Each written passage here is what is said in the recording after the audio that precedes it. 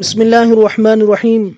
ایک سوال یہ پوچھا گیا ہے کہ غسل جنابت میں عورت کا اپنے کھلے ہوئے بالوں کو دھونا ضروری ہے یا نہیں، اور اگر چوٹی باندھ رکھی ہے تو اس چوٹی کا کھولنا اور تمام بالوں کا دھونا ضروری ہے یا نہیں۔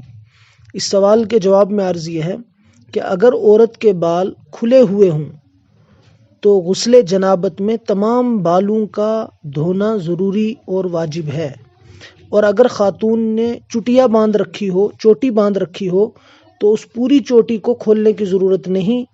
اگر جڑوں تک پانی بغیر چوٹی کے کھولے پہنچ رہا ہے تو غسل جنابت ہو جائے گا، اور اگر بغیر چوٹیا کے کھولے پانی بالوں کی جڑوں تک نہیں پہنچ رہا تو پھر چوٹیا کو کھولنا پڑے گا۔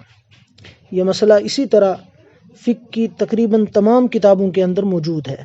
ہدایہ کے اندر، فتاوی عالمگیری کے اندر، اور فتاوی سراجیہ کے اندر، اور فتاوی شام کے اندر یہ مسئلہ موجود ہے۔ وَلَيْسَ عَلَى الْمَرْأَةِ أَن تَنْقِضَ ظَفَائِرَهَا فِي الْغُسْلِ إِذَا بَلَغَ الْمَاءُ أُصُولَ الشَّعْرِ وَلَيْسَ عَلَيْهَا غَسْلُ زَوَائِبِهَا هُوَ الصَّحِيحُ كَذَا فِي الْهِدَايَةِ وَلَوْ كَانَ شَعْرَةُ الْمَرْأَةِ مَنْقُوزًا يَجِبُ إِيصَالُ الْمَاءِ إِلَى أَثْنَائِهِ فتاوی عالمگیری۔ واللہ اعلم بالصواب۔ السلام علیکم ورحمۃ اللہ وبرکاتہ۔